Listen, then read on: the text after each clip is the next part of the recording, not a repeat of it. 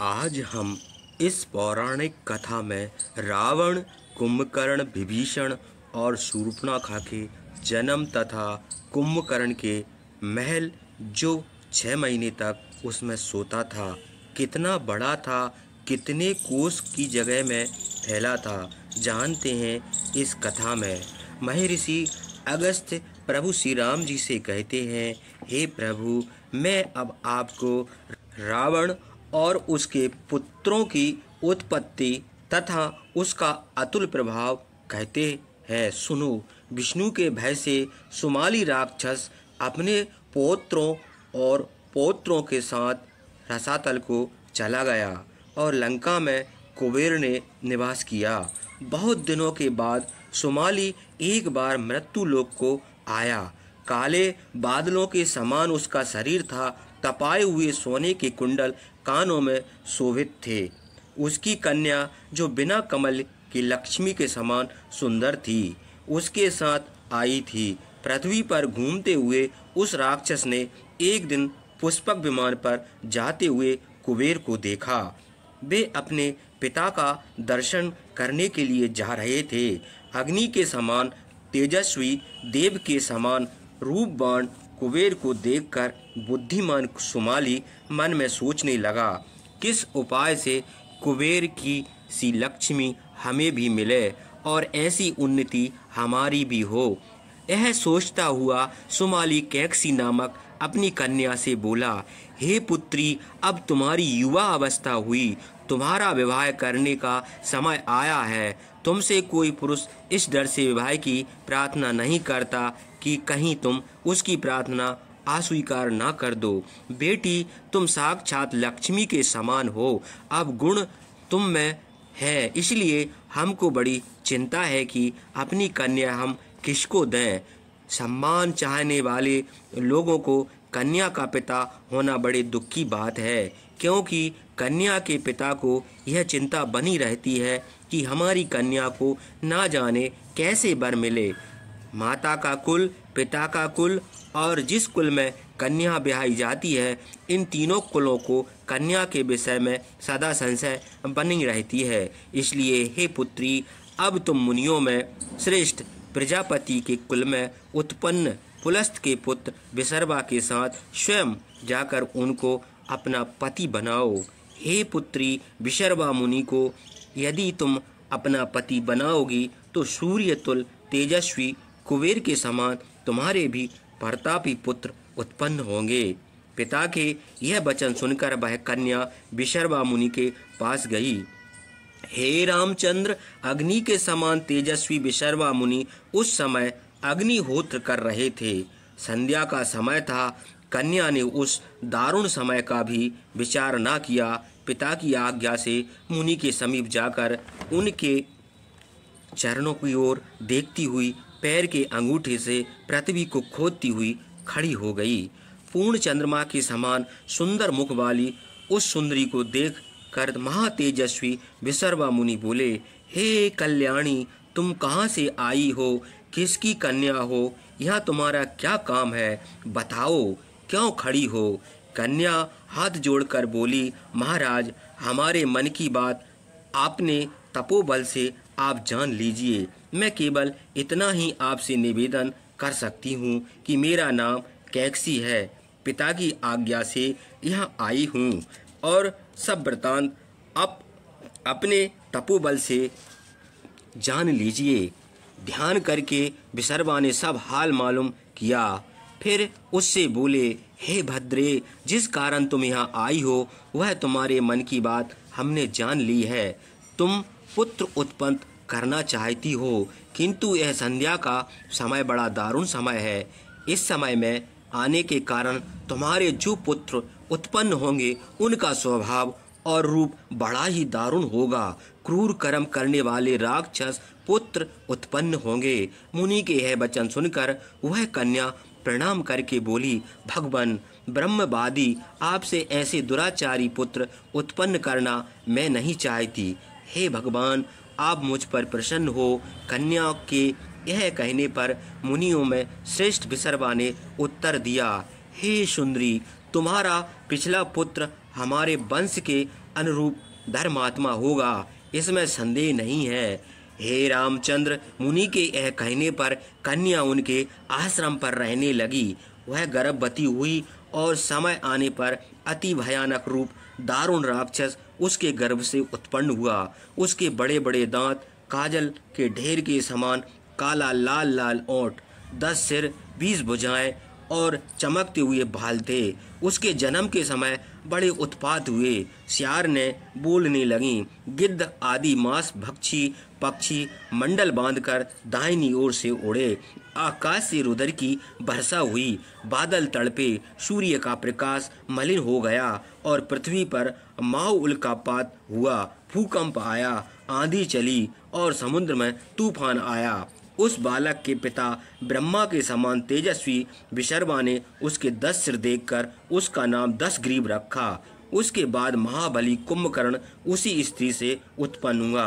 वह इतना लंबा चौड़ा था कि पृथ्वी पर उसके समान भारी ढील डोल का कोई दूसरा प्राणी न था। उसके बाद शूर्पणखा पैदा हुई। उसका भी मुंह बड़ा विकराल था। शूर्पणखा के बाद महात्मा विभीषण का जन्म हुआ। एक कैकसी के सबसे पिछले पुत्र हैं। विभीषण के उत्पन्न होने पर देवताओं ने आकाश से फूल की वर्षा की, नगाड़े बजाए और बड़ी खुशियां मनाई। सब लोगों को पीड़ित करने वाला रावण और कुंभकर्ण उस समय में बड़े शीघ्र ही बड़े हो गए। कुंभकर्ण तपस्वी मुनियों को नित्य भक्षण करने लगा। धर्मात्मा विभीषण वेद शास्त्र पढ़ने और धर्म कर्म करने लगे। कुछ दिनों के बाद कुबेर पुष्पक विमान पर चढ़कर अपने पिता का दर्शन करने के लिए आए। तेजस्वी कुबेर को देखकर कैकसी अपने पुत्र दशग्रीव से बोली, हे पुत्र, अपने भाई कुबेर को देखो, इनका कैसा तेज है। तुम भी इनके भाई हो, किंतु तुम ऐसे तेजहीन हो। दशग्रीव, तुम भी ऐसा यत्न करो कि जिससे कुबेर के समान प्रतापी हो जाओ। माता के यह वचन सुनकर प्रतापी दशग्रीव को बड़ा क्रोध आया। उसने प्रतिज्ञा की, मैं सत्य कहता हूँ, मैं अपने भाई के समान अथवा इनसे भी बढ़कर होऊंगा। तुम चिंता ना करो। यह कहकर उसने अपने भाइयों के साथ कठिन तपस्या करने का निश्चय किया। तपस्या से हमारी इच्छाएं पूरी होंगी, यह विचार कर वह गोकर्ण नामक स्थान पर गया। उस राक्षस ने अपने भाइयों के साथ बड़ी तपस्या की और उसकी तपस्या से संतुष्ट होकर ब्रह्मा ने उसे विजय देने वाले बहुत से वरदान दिए। यह सुनकर रामचंद्र जी ने अगस्त से पूछा, भगवान, महाबली इन राक्षसों ने कैसी तपस्या की, यह मुझे बताइए। अगस्त मुनि प्रसन्न होकर बोले, उन तीनों भाइयों ने गोकर्ण नामक स्थान पर जाकर विधि पूर्वक तपस्या की। उनमें कुंभकर्ण धर्म मार्ग में स्थित होकर बड़े संयम से ग्रीष्म ऋतु में पंचाग्नि तपाता था। वर्षा ऋतु में जितना पानी बरसता था उसे अपने सिर पर लेता था और जाड़े के दिनों में रात दिन पानी में बैठा रहता था। इस प्रकार उग्र तपस्या करते करते 10,000 वर्ष बीत गए और वह लगातार ऐसी ही तपस्या करता रहा। धर्मात्मा विभीषण 5,000 वर्ष तक पांच के बल खड़े रहे। जब उनका यह नियम समाप्त हुआ तो अप्सराएं नाचने लगीं, आकाश से फूलों की वर्षा हुई और देवता उनकी प्रशंसा करने लगे। उसके बाद 5,000 वर्ष तक ऊपर को दोनों हाथ उठाए सूर्य की ओर देखते हुए वेद का पाठ करते रहे।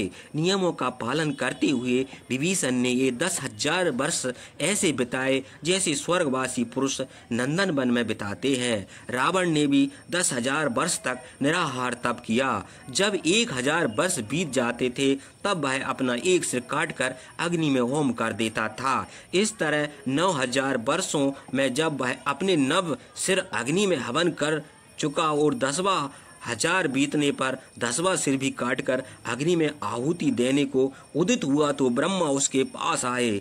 सब देवता भी उनके साथ थे। पितामह ब्रह्मा ने कहा, हे दशग्रीव, तुम्हारी तपस्या से हम बड़े प्रसन्न हुए हैं।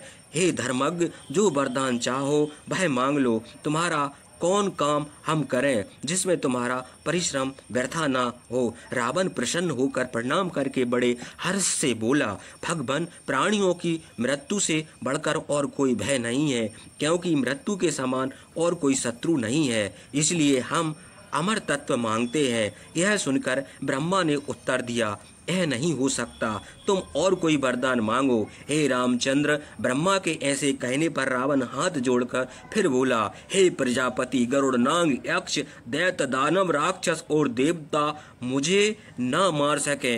अन्य प्राणियों से हमको कोई चिंता नहीं है, मनुष्य आदि प्राणियों को तो हम तृण के। पर धर्मात्मा पितामह ने कहा, अच्छा ऐसा ही होगा। और हे राक्षस, इसके सिवा हम और भी वरदान तुमको देते हैं। सुनो, तुमने अपने सिर काटकर अग्नि में होम कर दिए हैं, वो फिर पहले की तरह हो जाएंगे। हे सौम्य, एक और वरदान तुमको देते हैं, तुम अपनी इच्छा के अनुसार रूप धारण कर सकोगे। पितामह के ब्रह्मा के यह कहते ही रावण के सिर, जिनकी काट कर उसने अग्नि में आहुति दी थी, फिर उसी तरह हो गए, मानो कटे ही नहीं थे। रावण को यह वरदान देकर पितामह ब्रह्मा विभीषण से बोले, हे वत्स, धर्म का पालन करते हुए तुमने कठिन तपस्या की है, इसलिए हम तुमसे बहुत प्रसन्न हैं। वरदान मांगो। जैसे ही चंद्रमा अपनी किरणों से शोभित है, वैसे ही विभीषण सब गुणों से शोभित थे। उन्होंने कहा, हे भगवान, सब लोगों के गुरु आप स्वयं हमारे पास आए हैं, हम आपके दर्शन से ही कृतकृत हो गए। यदि आप प्रसन्न हैं और वरदान देना चाहते हैं तो सुनिए।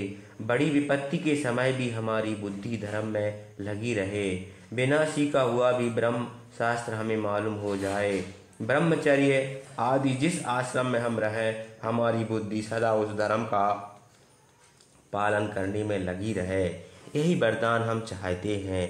क्योंकि जिनकी बुद्धि धर्म में स्थित रहती है, उनके लिए कुछ भी दुर्लभ नहीं है। प्रजापति ब्रह्म प्रसन्न होकर फिर बोले, हे विभीषण, जैसे धर्मिष्ठ तुम हो, सदा वैसी ही बुद्धि तुम्हारी बनी रहेगी। हे शत्रुनाशन, यद्यपि तुम्हारा जन्म राक्षस कुल में हुआ है, किंतु अधर्म में तुम्हारी बुद्धि कभी न लगेगी और तुमको अमर भी करते हैं, तुम्हारी कभी भी मृत्यु न होगी।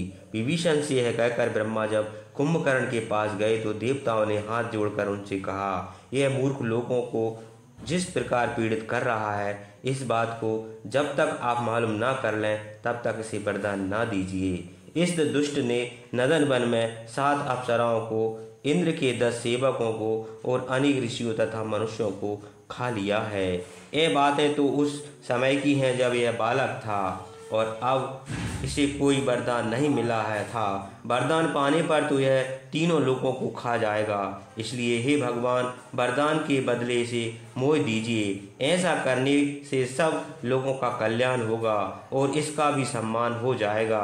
देवताओं के यह कहने पर ब्रह्मा ने सरस्वती का स्मरण किया। स्मरण करते ही सरस्वती उनके पास आई और हाथ जोड़कर बोली, हे देव, किस लिए आपने हमारा स्मरण किया है, बताइए क्या आज्ञा है। ब्रह्मा ने कहा, तुम देवताओं के प्रिय करने के लिए कुंभकर्ण की वाणी को मोहित करो। ब्रह्मा की आज्ञा से सरस्वती उसकी वाणी में प्रविष्ट हो गई।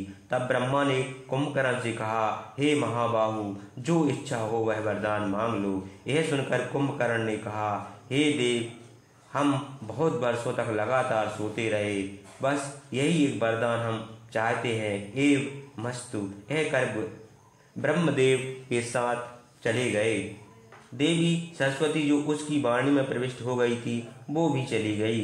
जब देवताओं के साथ ब्रह्मा आकाश मार्ग में चले गए और सरस्वती भी उसकी वाणी से हट गई, तब उसे चेत हुआ। वह दुष्टात्मा सोचने लगा कि हमारे मुंह से ऐसे वचन क्यों निकल गए।